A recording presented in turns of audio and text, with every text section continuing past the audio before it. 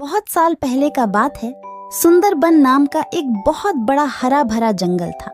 उस जंगल में बहुत सारा जानवर अपने राजा के साथ मिलजुल कर रहते थे। उस जंगल का राजा था शेर खान। वो जंगलों के जानवरों की अच्छी तरह से देखभाल करते थे। शेर खान जानवरों की कोई भी मुसीबत में मदद करते थे। इस प्रकार उस जंगल में सभी जानवरों की दिन अच्छी तरह बीत रही थी। एक दिन एक भेड़िया उनके बीच रहने आया। उनको देख बंदर स्वागत करने लगा।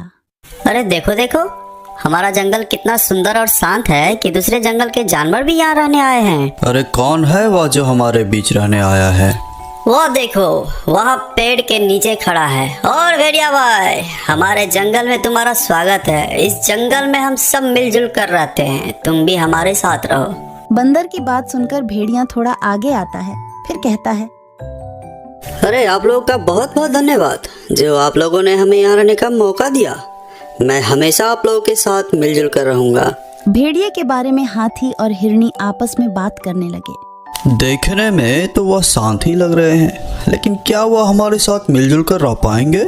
मुझे भी वह शांत ही लग रहा है, लेकिन फिर भी हमें इतना जल्दी उस पर विश्वास नहीं करना चाहिए था। वह आज ही हमारे जंगल आए हैं, हम इसके बारे में कुछ भी नहीं जानते। हमें इस पर नजर रखना होगा, क्योंकि हमें अभी नहीं पता है कि उसके दिमाग में क्या चल रहा है। फिर हाथी और हिरनी अपने घर की तरफ चलने लगते हैं। भेड़िया भी उनके पीछे पीछे आने लगता है। भेड़िया को साथ में आते देख हाथी और हिरनी रुक जाता है। फिर भेड़िया हाथी से कहता है, अरे हाथी भाई, आप बहुत अच्छे हो और मददगार भी। अरे अरे, ऐसा नहीं है। हर जीव अपने कर्म से बड़े होते हैं। मैं तो बस अपना काम कर रहा हूँ। हाथी भैया, मैं घर जा रही हूँ, मेरे बच्चे घर में अकेले हैं। अच्छा फिर ठीक है, मुझे भी जाना पड़ेगा, बहुत देर हो गया। अरे हिरनी बहन, मुझे आपसे थोड़ा बात करना है।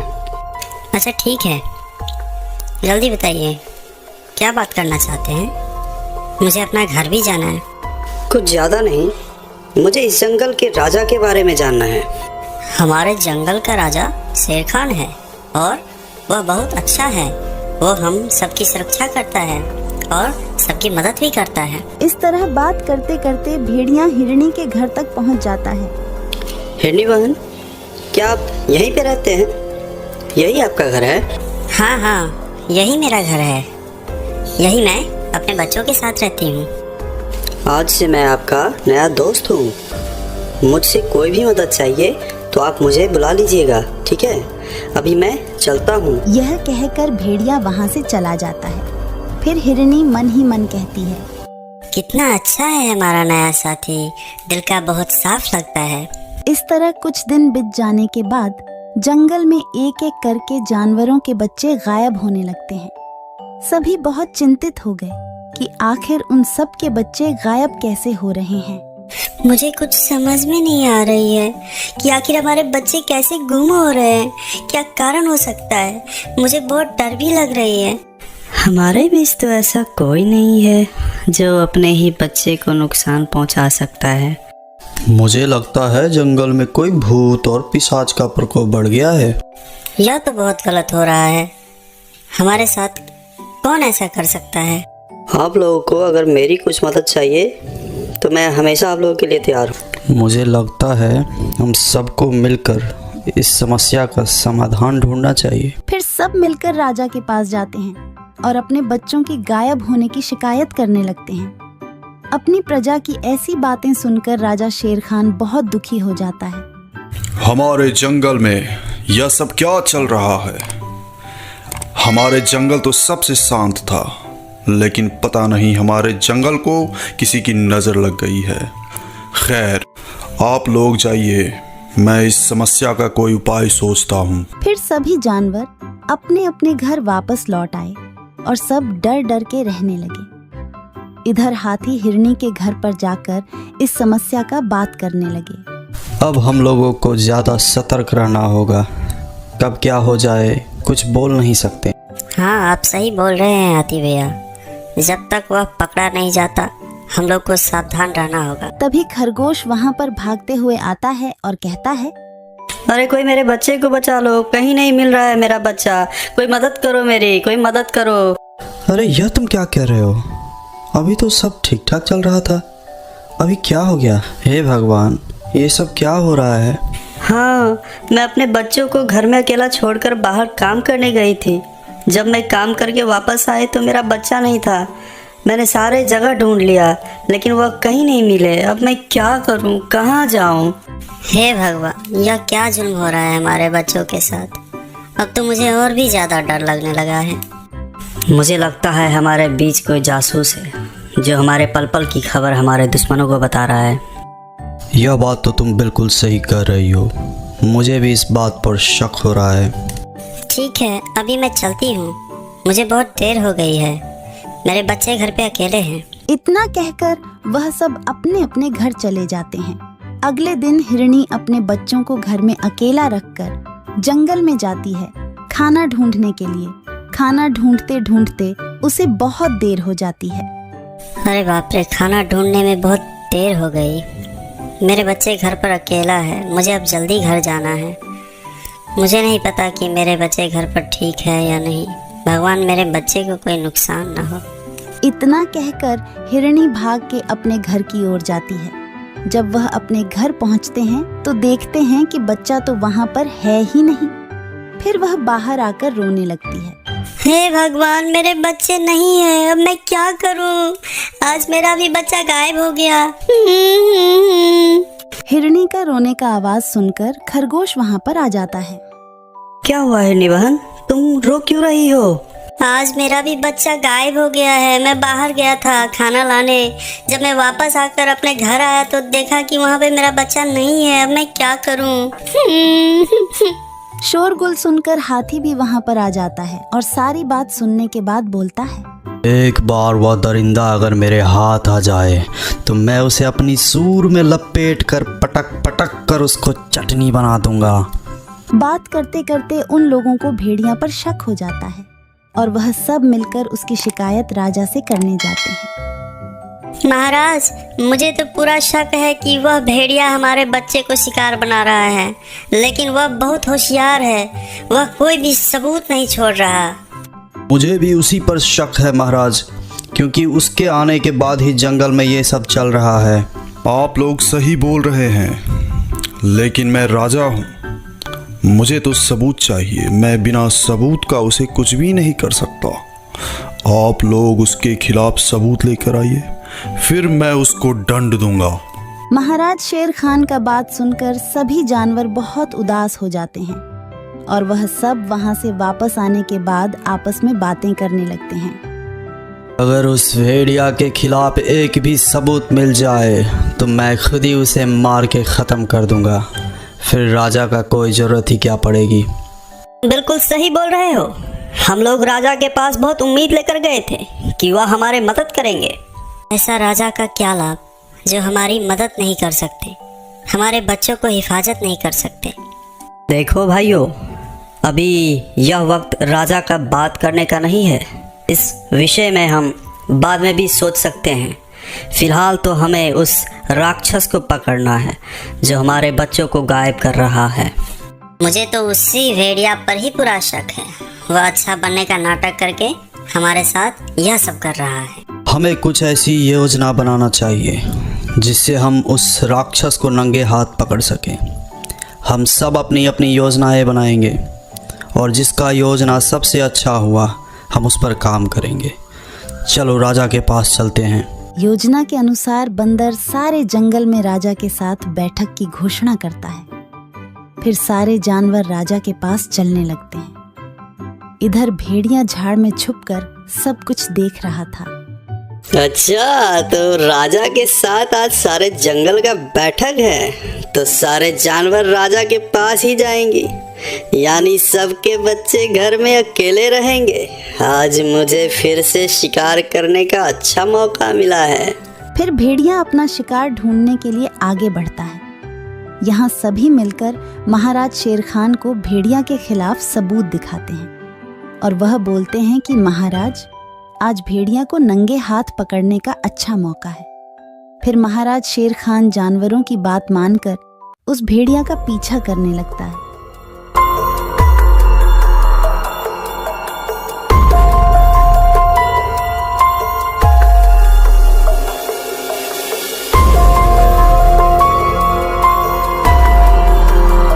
भेड़िया खरगोश के घर के सामने आकर खड़ा हो जाता है और इधर उधर देखकर उसके घर के अंदर चला जाता है। महाराज शेर खान भी उसके पीछे पीछे अंदर चला जाता है और वह अंदर जाकर देखते हैं कि उस भेड़िया ने खरगोश के बच्चे को शिकार करने ही वाला था कि वह उस पर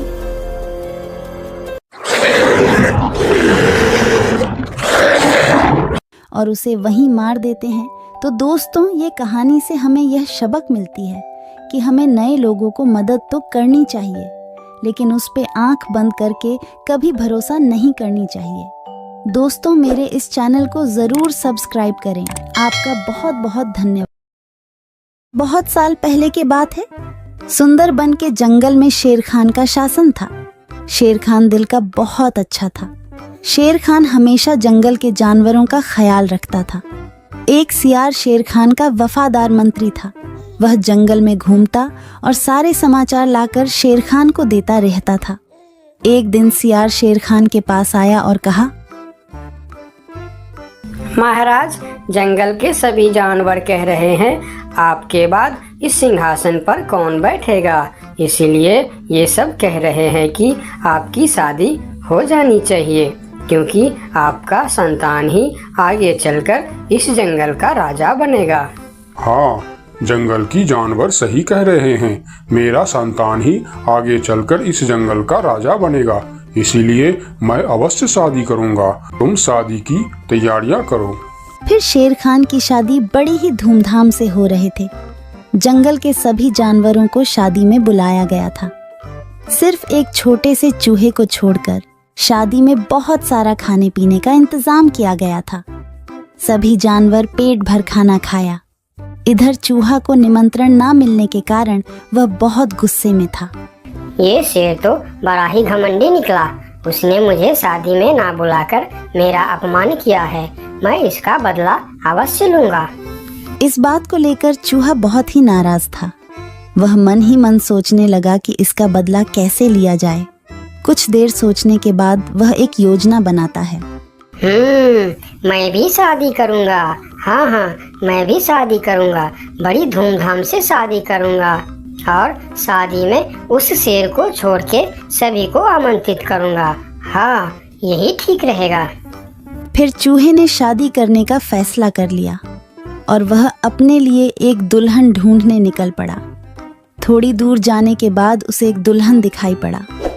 फिर चूहे ने उसके पास जाकर कहा, शादी तो मैं कर लूं, लेकिन इसके साथ से तो मैं बिल्कुल नहीं शादी करूंगा।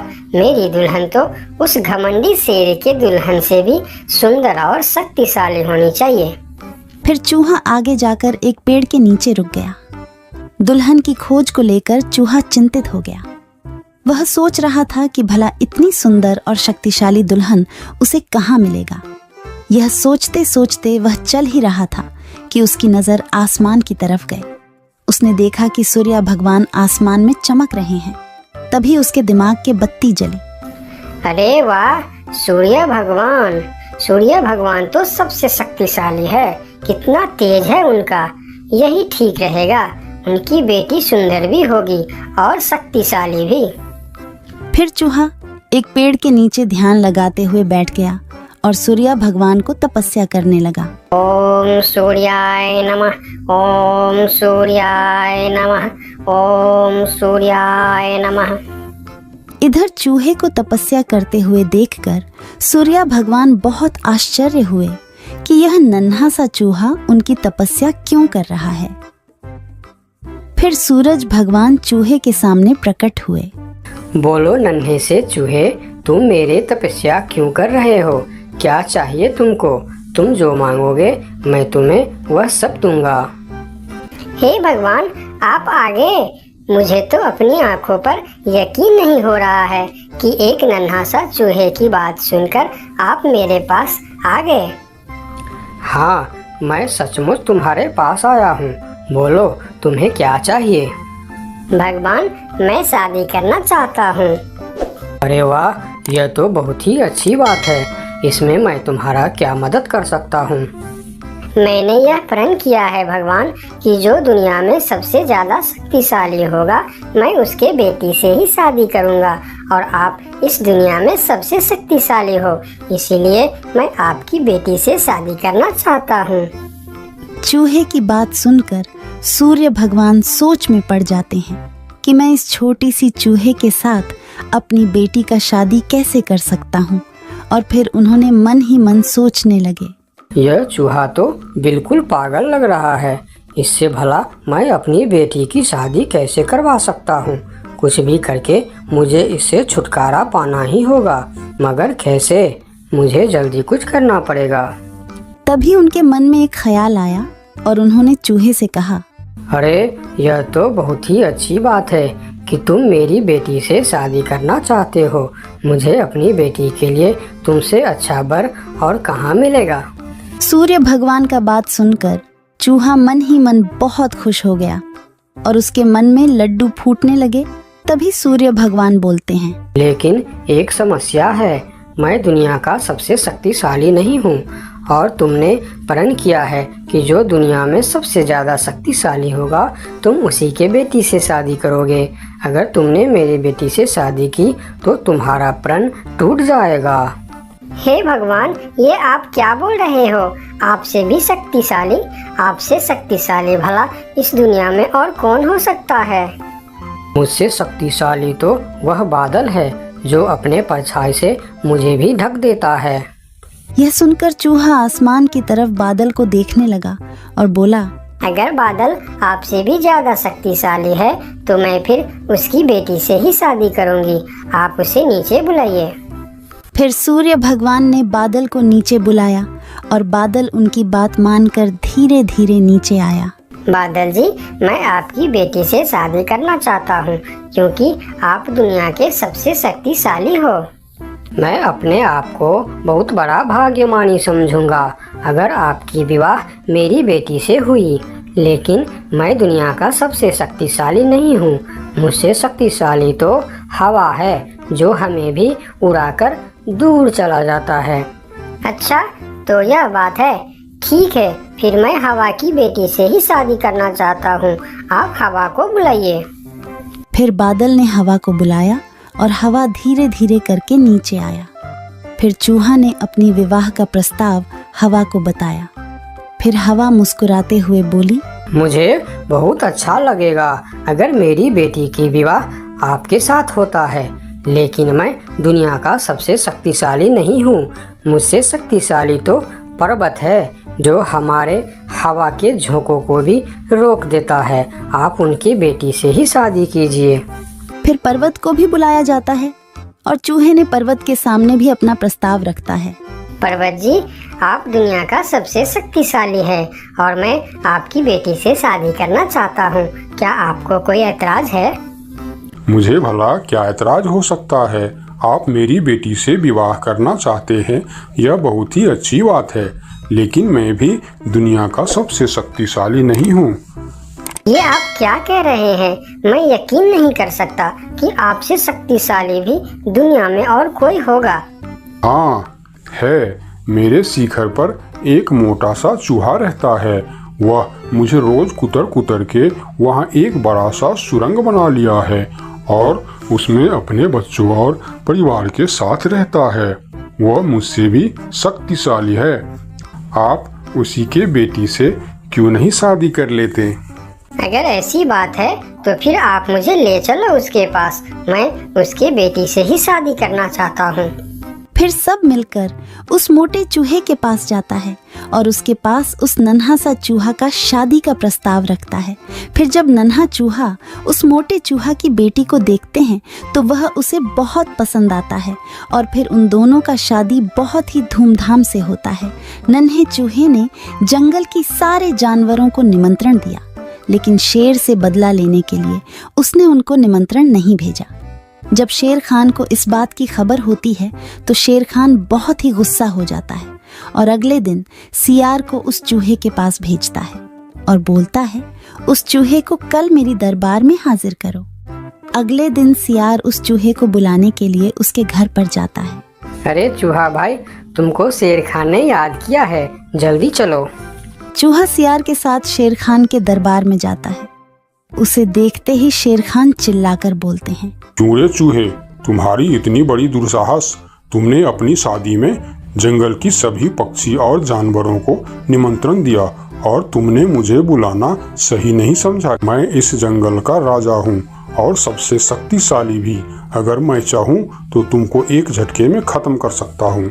मुझे माफ कर दीजिए महाराज, जब आपने अपनी शादी में पूरे जंगल को निमंत्रण दी और मुझे नहीं दी, तब मुझे भी ऐसे ही दुख हुआ था।